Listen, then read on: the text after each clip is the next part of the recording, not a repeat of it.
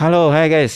Selamat datang kembali di channel gua di konten hidroponik di teras hidroponik bersama gua Aldi. Hari ini gua mau ngunjukin ke kalian tanaman apa aja yang udah gua tanam selama ini di greenhouse gua. Sekalian juga nanti gua mau ngejelasin spesifikasi beberapa tanaman yang gua tanam. Oke, langsung aja yuk. Kita lihat. Let's go. Ya, jadi gua selalu eh ngadain pengecekan untuk tanaman tuh secara berkala ya setiap hari, mulai dari bangun tidur 1-2 jam gue cek, siang sore ya sehari 3 kali deh gitu, karena bagus enggaknya kualitas suatu tanaman yang kita tanam itu tergantung bagaimana kita ngasih perhatian ke dia gitu. Jadi apa yang dia butuhin, kalau kita bisa penuhin, insya Allah jadi kualitas sayurnya yang bagus gitu ya, yang kita harapkan gitu. Oke, langsung aja. Ini tempat gue naruh tanaman, greenhouse rumahnya mereka.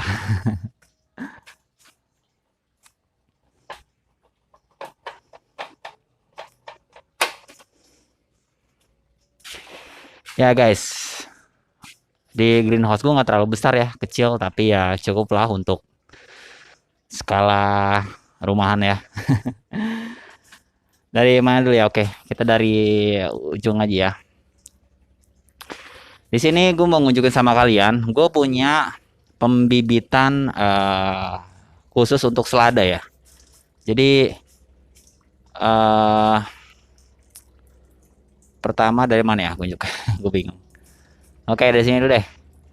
Nah, ini di belakang gua ini gue punya pembibitan selada untuk jenisnya red rabbit ya, red rabbit, karena di selada itu jenisnya banyak, ada red rabbit, ada green rabbit, ada green coral, ada lolorosa, banyak banget jenisnya. Nah, ini salah satu yang gue tanam di tempat gua yang udah gue budidayain. Ini usianya 30 hari ya, 1 bulan, 30 HST setelah pindah tanam. Ini usianya 30 hari, jenisnya ini red rabbit. Tapi setelah gue coba kembangin dia nih, harusnya di ujung daunnya tuh, di ujung pangkal daunnya tuh keluar semburat warna-warna merah gitu ya. Jadi kayak gimana contohnya? Sebentar gue kasih lihat dulu. Mungkin nggak terlalu jelas ya. Harusnya nih di bagian ujung daunnya ini dia tuh warnanya merah. Tapi ini warna merahnya nggak tapi banget keluar gitu ya. Biasanya kurang sinar matahari ya kalau kayak gitu. Jadi kurang sinar matahari, kurang pas lah gitu intensitas matahari dalam perharinya, dapat berapa jam itu kurang pas. Jadi merahnya nggak tapi banget keluar. Nah, ini tipenya, ini jenisnya yang gue tanam di sebelah sini dengan sistem DFT. Ini jenis selada red rabbit ya. Selada red rabbit, dia daunnya keriting ya. Daunnya keriting. Ini gue pakai sistem DFT ya, dengan pipa paralon 2,5 in, dialirin oleh air nutrisi ya. Dan untuk yang sebelah sini, nah yang tepat di belakang gue nih, ya. Ini gue punya pembibitan khusus untuk selada jenisnya beda ya. Ini green rabbit, selada hijau. Nah, selada ini yang biasa banyak orang konsumsi di luar, terutama di rumah makan lesehan ya, kayak di pecel ayam, pecel lele gitu. Nah, ini yang biasa buat garnish. Jadi kalian ya, biasa makan pecel lele atau pecel ayam, untuk garnishnya, lalabannya, selada yang digunakan adalah selada ini. Selada jenis green rabbit. Gue mau nunjukin sama kalian bentuknya. Nah, ini selada jenis green rabbit ya. Nah, ini usianya 16 HST. Jadi kurang lebih 2 minggu kurang lah. Ini 16 hari ya. Usianya 16 hari setelah pindah tanam. Sudah sebesar gini ya. Jadi bedanya sama red rabbit yang di belakang ini, dia batangnya itu cenderung tebal dan tinggi ya. Tebal tinggi gitu. Jadi jarak antar daunnya pun dia beda-beda ya. Apa terlalu tinggi ya jarak ya. Kalau selada apa namanya, red rabbit dia kan lebih cenderung batang pendek, daun lebar ya. Nah, kayak gitu. Nah, kalau ini untuk yang Green Rabbit ini dia cenderung daunnya lebar juga, cuman batangnya tebal tinggi dan jarak antar daunnya tuh jauh-jauh. Nah, ini usianya 16 hari ya. 2 minggu lebih lah. 16 HST setelah pindah tanam. Ya. Ini yang sebelah sini selada Green Rabbit.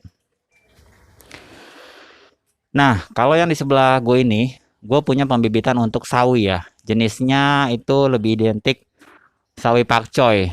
Dia rasanya gurih, manis, beda sama sawi pahit ya. Karena sawi juga jenisnya banyak, ada sawi putih, pakcoy, kailan, ada sawi pahit, sawi bakso gitu ya, banyak. Nah, ini usianya 30 hari. 30 hari AST setelah pindah tanam, 30 hari. Gue mau nunjukin sama kalian. Nah, ini contoh kurang lebih kayak gini ya.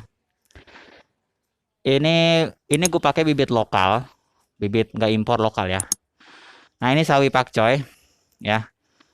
Sawi pakcoy usia 30 hari setelah pindah tanam. Ini udah 30 hari guys usianya ya. Udah 30 hari sebesar ini. Dan masih bisa besar lagi sih. Untuk ideal panennya sih ini sebenarnya udah bisa panen ya. 30 hari, 35 hari udah bisa panen sebenarnya. Ini udah ideal panen segini. Harusnya bisa lebih besar lagi sih. Cuma kadang-kadang kenapa nggak besar, kadang-kadang tergantung dari bibitnya juga sih gitu. Nah, ini usia 30 hari untuk pembibitan sawi pakcoy ya. Gue juga di bawah punya kangkung ya, lagi on proses. Nah, ini kangkung. Ini kangkung yang gue tanam ini pakai sistem rakit apung ya. Jadi dalam hidroponik banyak sistemnya. Ada sistem DFT, ada NFT, rakit apung, irigasi, ada sistem wick, ada bucket, banyak banget sistemnya. Jadi tanaman kangkung yang gue tanam ini usianya 7 hari AST. Usia 7 hari ya setelah pindah tanam. Ya. Ini usia 7 hari kangkung. Kangkung itu idealnya dia 27 atau 28 hari sampai dia udah siap panen. Udah tinggi segini. Kalau dalam waktu 28 hari, kurang lebih sebulan lah ya, dia udah siap panen. Jadi nanam kangkung itu sebenarnya paling enak ya, karena sebulan panen, udah pasti panen gitu ya.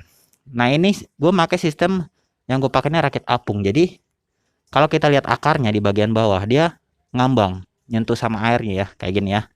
Ini gue buka. Nah, jadi guys, kalian bisa lihat sendiri, ini akar nyentuh sama air ya, air nutrisi ya. Ini sistem yang gue pakai rakit apung. Dan di belakang gue juga ada selada. Ini gue selada pakai sistem wick. Itu sistem wick. Jadi sistem wick itu pakai sistem sumbu. Jadi akarnya itu karena nggak nyampe ke bawah, jadi kita bantu dengan sumbu. Nanti sumbu itu kena air nutrisi, diangkat ke atas pakai sumbu biar kena akar gitu. Gue kasih contoh satu ya, sistem wick. Nah, ini selada gue tanam pakai sistem wick. Nah, nih guys, ini sistem wick selada, oke? Ini sumbu. Nah, sumbu ya. Sumbu ini kita bikin dari kain plano. Fungsinya adalah untuk menarik air nutrisi untuk menyentuh ke atas. Jadi dia bisa makan atau bisa minum gitu ya. Ini sistem wick. Kalau sistem rakit apung dia langsung nggak pakai sumbu, akarnya langsung menyentuh ke air. Jadi banyak sistemnya. Ini selada dengan sistem wick ya, atau sistem sumbu. Ada kangkung. Kebenaran juga yang lagi banyak on proses di greenhouse gue tuh, emang sengaja gue stok sih buat bulan depan. Gue pengen banyakin panen kangkung. Nah, ini masih kecil-kecil guys. Ya, kangkung masih on proses. Di belakang juga ada. Panjang ke belakang itu masih on proses kangkung semua. Itu jadi memang gue sengaja buat stok bulan depan kangkung gitu ya. Oke guys. Nah, di belakang gua ini ada tandon kecil, wadah berisikan air dengan gue taruhin mesin pompa atau mesin filter akuarium ya, mesin pompa lah buat narik air ya. Ini isinya itu bukan air biasa, tapi ini adalah air nutrisi atau yang biasa disebut dalam istilah hidroponik itu AB mix. nutrisi A dan B, AB mix, atau bahasa lainnya mungkin kalian taunya pupuk lah ya, pupuk cair gitu ya.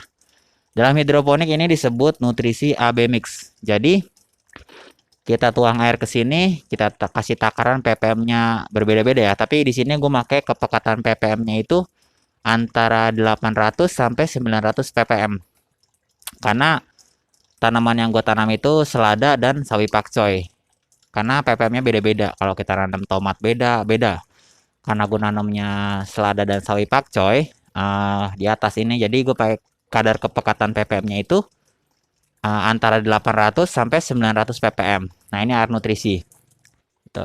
Sebenarnya Bang bisa nggak kalau nggak pakai nutrisi? Ya bisa. Cuman perkembangannya lambat gitu loh.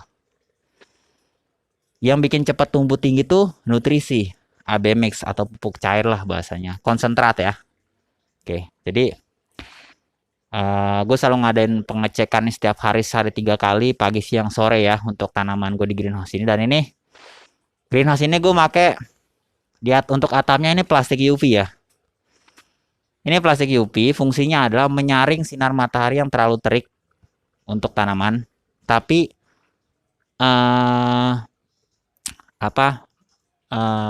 cahaya matahari itu dipecah lagi. Jadi panas yang dibutuhin sama tanaman itu tetap sampai ke tanaman, tapi nggak terlalu terik. Karena kalau kita langsung tanpa plastik UV, matahari terik langsung jatuh ke tanaman, nah itu sebenarnya bagus. Tapi kalau terlalu terik juga, tanamannya bisa layu. Kalau layu kita kan rasanya nggak enak ya dilihatnya ya. Tapi sebenarnya nggak mati. Layu itu karena dia terlalu over panas ya. Nanti kalau sore dia segar lagi gitu. Nah di sini gue pakai plastik UV dan gue lapisin lagi pakai paranet. Jadi biar nggak terlalu over, nggak terlalu under buat panasnya gitu. Ini greenhouse gue buat dari pesan ya. Ini dari besi ya, besi holo kuat, besi holo dilas ya. Gitu. Jadi kurang lebih ya itu yang gue tanam di sini. Ada selada, ada sawi pakcoy, ada bayam merah. Ini bayam merah nih, masih progres kecil-kecil bayam merah. Nah, kalau ini gue mau nunjukin sama kalian bedanya sayuran atau tanaman hidroponik dengan konvensional atau tanaman yang ditanam di tanah ya. Kalau hidroponik itu cenderung akarnya bersih, bersih banget. Gue mau nunjukin sama kalian, lihat ya. Ini akar dari sayuran selada ya. Ya, sayuran dari selada. Gue cabut satu ya. Oke. Ini sebenarnya udah cukup panen ya, cuman belum gue panen. Soalnya jujur gue masih belum puas sama ukuran ya. Sama ukurannya gue belum puas. Ini udah bisa panen sebenarnya. Ya oke, guys. Ini selada tipe Red Rapid yang gue jelasin tadi ya. Ya, sebulan loh ini. Sebulan besarnya seperti ini ya. Satu bulan. Tapi jujur gue belum puas. Karena banyak teman-teman gue di luar sana sesama petani hidroponik, mereka lebih besar dari ini gitu. Dan kandungan ppm yang sama 8 sampai 900 ppm ya. Nah, ini gue mau tunjukin sama kalian. Yang membedakan tanaman hidroponik dengan konvensional adalah yang pertama, yang paling identik adalah akarnya bersih. Lihat guys. Oke, gue cari tempat terang dulu. Oke guys. Nah, kalian bisa lihat sendiri ya. Akar dari tanaman sayuran hidroponik itu cenderung bersih. Ya. Bersih. Kalau konvensional pakai tanah kan kotor ya. Dan ini kalau kita jual tanaman kita tuh bisa kuat sampai beberapa hari ya, karena akarnya ini kita nggak potong. Kalau kita jual, kita nggak potong, kita bungkus pakai plastik, kita krep. Jadi si tanaman ini sampai ke pembeli dan masuk ke kulkas, walaupun belum dikonsumsi, dia masih tetap fresh, segar, nggak layu. Kalau tanaman konvensional yang lainnya kan sayuran biasa kan akarnya pasti dipotong dong, dan dia mati gitu. Sore malam udah layu. Kalau hidroponik dia bisa sampai berhari-hari, ya kurang 3, 4, 5 hari mungkin masih kuat ini ya. Apalagi di kulkas ya, fresh gitu.